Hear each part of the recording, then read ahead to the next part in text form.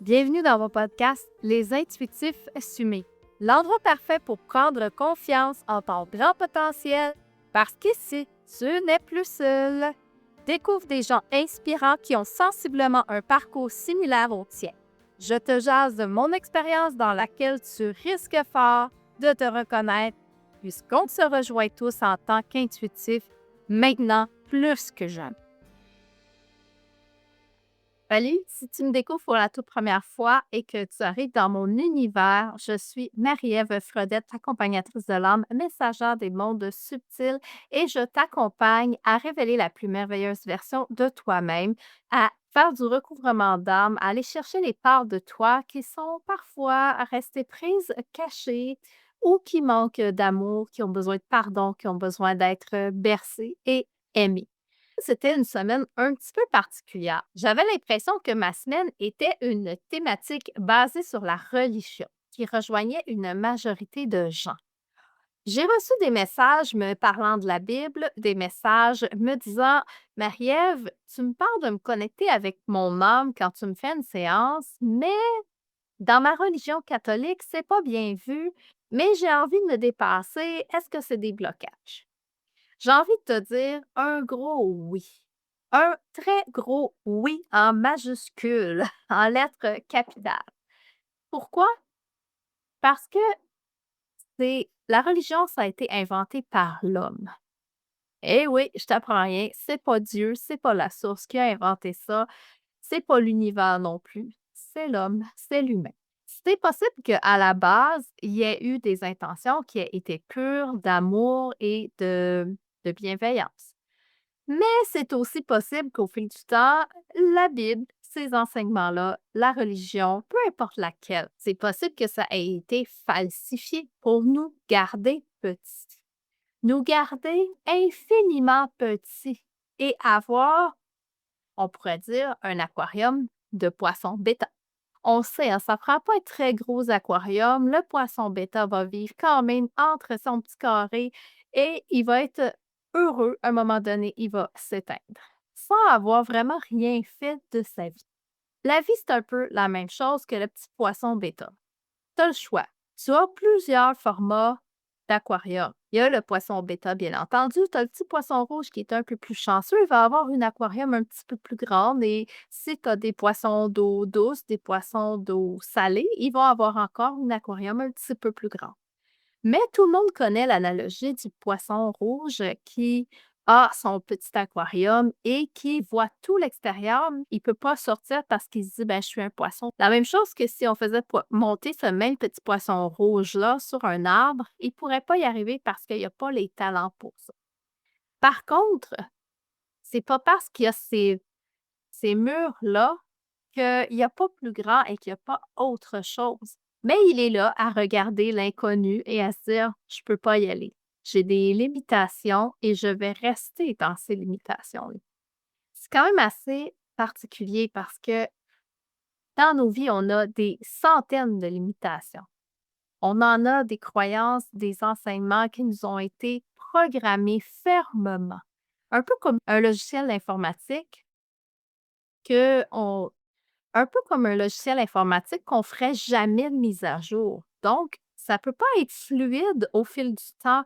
On peut pas avoir de l'adaptabilité si on garde toujours le même logiciel parce qu'on est donc confortable avec ce logiciel-là. Je le connais.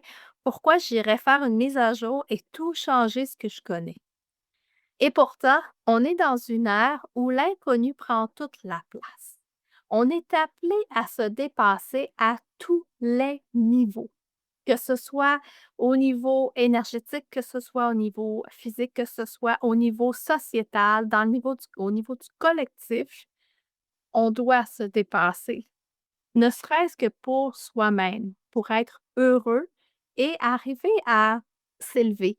On parle d'ascension, l'ascension de la Terre, on parle de toutes ces belles choses-là, d'aller en 3D, 4D, 5D et là, de briser les rouages de la matrice. Mais si on reste dans notre petit aquarium confortable, dans notre zone de confort et qu'on n'en sort jamais, ben on ne peut pas évoluer. On pense qu'on évolue, mais on peut pas parce qu'on est pris dans ce plafond de verre-là qui nous empêche d'aller au-delà de. Ça peut être très insécurisant si on ne sait pas ce qu'il y a de l'autre côté, si on ne sait pas qu'est-ce qui se trouve de l'autre côté du mur, de la porte, de la paroi, de l'église, de l'autre côté de l'éducation, de l'autre côté du système scolaire, du système de la santé. Si on ne va pas au-delà de ça et qu'on continue de se croire petit, alors c'est impossible de manifester l'abondance et l'infini de tous les plans, de toutes les dimensions. Où je veux en venir, c'est super simple. Toute notre vie, depuis des décennies, plusieurs générations même, se sont fait dire, quand ils allaient à l'église ou n'importe où ailleurs: «Je ne suis pas digne de te recevoir. Je ne suis pas digne de te recevoir». Imagines-tu la puissance d'ancrage, de programmation qui a servi à nous garder éteints et petits, très petits, parce qu'on n'est pas digne. Pour moi, c'est assez extraordinaire de voir les gens qui sont encore pris là. Et je dis pas que j'ai pas de blocage, j'en ai des nombreux et je suis en train de les transmuter tout comme toi. Simplement, pour te parler de l'expérience, je dois le vivre et souvent je le vis en accéléré. Mais quand même, c'est impressionnant de voir tous ces blocages-là, toutes ces croyances-là limitantes qu'on nous a imposées à travers le temps. Que ce soit par nos parents, que ce soit par l'éducation, la religion, l'Église, n'importe où, que ce soit le collectif, le sociétal. Il y a énormément de croyances qui nous sont inculquées depuis qu'on est très, très petit. Quand on est tout petit, on arrive et on a tous nos dons, tout notre potentiel activé et ça va jusqu'à l'âge de 2, 3 ans à peu près. Je pourrais dire que nos parents s'en rendent pas trop compte. On est des enfants, on est cute et à un moment donné, bon, là, ça va faire nos affaires, on s'invente des choses, on parle à n'importe qui, on parle dans le vide, on parle à des amis imaginaires et les gens ne croient pas en ça. Est-ce que c'est parce qu'ils ne croient pas en ça ou est-ce que c'est parce qu'ils ont été tellement amoindris et tellement menacés de punition que s'ils parlaient de ces choses-là, s'ils parlaient de leurs dons, de leurs talents, de leur intuition, des êtres de lumière, des êtres qui sont là, les défunts, ils ont été tellement menacés que ça empêche d'être, ça empêche d'exister pleinement. Tu es d'accord avec moi? Alors, si on laisse, ne serait-ce on va parler de religion. Pour le plaisir d'en parler, c'est pas parce que j'ai un parti pris ou quoi que ce soit, mais n'étant pas pratiquante d'aucune religion, et n'allant pas à l'église, n'ayant pas lu la Bible, je me dis à l'intérieur de moi, peut-être qu'il y a des bons fondements, mais peut-être qu'il y a aussi des bouts où on pourrait aller plus loin encore. Et moi, je me suis surprise à l'âge de 4 ans à avoir un débat avec mes parents qui me disaient: «Ben Marie-Ève, tu sais, on parlait d'adoption, puis moi j'ai dit: "Ah, vous m'avez adoptée, vous êtes pas mes vrais parents"». Et là, ma mère de me dire: «Ah ouais, c'est qui tes vrais parents alors?» Et moi, qui n'ai jamais été à l'église, je leur dis: «Ben c'est Dieu, bon, je viens de Dieu». À 4 ans, j'avais déjà cette conscience-là. En fait, j'avais cette conscience-là, ça faisait partie de moi, ça faisait partie de ma véritable nature. Qu'est-ce que Dieu? Ça, je te laisse libre cours à ton imagination. Tu peux l'appeler Dieu, l'univers, la source, n'importe comment, ça ne me dérange pas vraiment, tant que toi tu y crois et tant que ça résonne en toi. Je te parle de Dieu parce que c'est le nom que j'ai sorti à l'âge de 4 ans. Aujourd'hui, j'utilise plutôt le nom de la source, l'univers. Des fois, Dieu, ça m'arrive aussi. C'est fascinant de voir à quel point on peut avoir l'impression d'être dans une cage dorée parfois.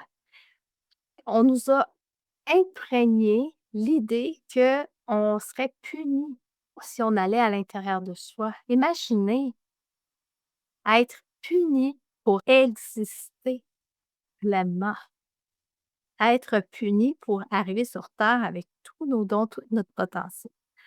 Il y en a une Moses de gang ici qui se sont éteints, hein, n'est-ce pas? Moi, la première, j'ai dû m'éteindre à de nombreuses reprises. J'ai dû me taire pour pas être, mise sur la place publique si on veut, mais cette fois-ci, dans cette vie-ci, c'était plus doux que dans les vies antérieures où on a été, brûlés, toutes sortes d'affaires. Donc imagine si on nous met si petits, tout ce qu'on peut nous empêcher de vivre, même une profonde connexion. Là où je veux en venir, c'est que cette semaine, lorsque la dame m'a dit: «Mais si tu te connectes à mon âme, c'est pas peu rien et c'est pas bien vu dans ma religion». Alors j'ai envie de te parler de qu'est-ce que c'est quand je me connecte à toi, quand je me connecte à ton âme. En fait, on est tous déjà interreliés. Imagine des fils infiniment petits, en fibre optique, mais invisibles à l'œil nu, qui nous relient tous entre chacun. Chaque humain sur Terre est relié avec ces petits fils et c'est relié également à la source, à l'univers, à Dieu. Appelle ça comme tu voudras, ça fait aucune différence pour nous. Imagine donc ces petits fils qui nous unissent tous et chacun. Mais imagine que moi, j'ai un interrupteur que je décide avec la conscience juste d'allumer l'interrupteur et là, je peux voir ce que tu portes en toi. Je fais ça uniquement quand tu me l'autorises, bien entendu. L'autoriser, ça veut dire dans un soin, quand tu me poses des questions, quand tu me demandes de t'aider quand tu me demandes conseil, quand tu viens dans un voyage au cœur de soi, que je dis que je me connecte à l'énergie du groupe, j'allume l'interrupteur. Mais quand tout ça est fini, je referme l'interrupteur. Je n'ai pas besoin de garder ce contact-là avec toi. Pour moi, c'est une forme d'ingérence. Donc, si moi, ça ne me tente pas que les gens me voient et qu'ils me lisent à tous les coins de rue, je préférerais ne pas faire d'ingérence aussi pour pas attirer ce genre de choses-là également. Parce que c'est jamais le fun quand tu te fais aborder puis que tu as rien demandé puis on dit plein de choses sur ta vie, n'est-ce pas?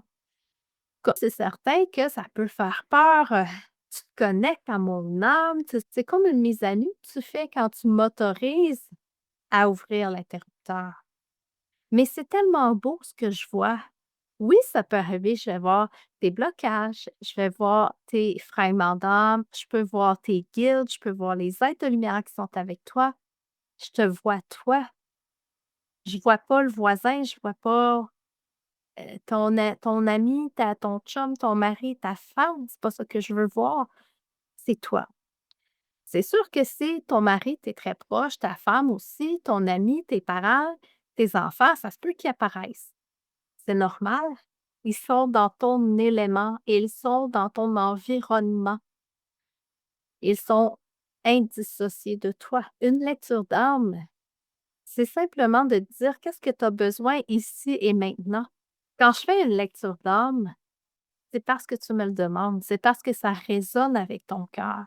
C'est parce que tu as besoin d'entendre quelque chose ou juste d'avoir un petit déclencheur pour te rappeler l'essentiel.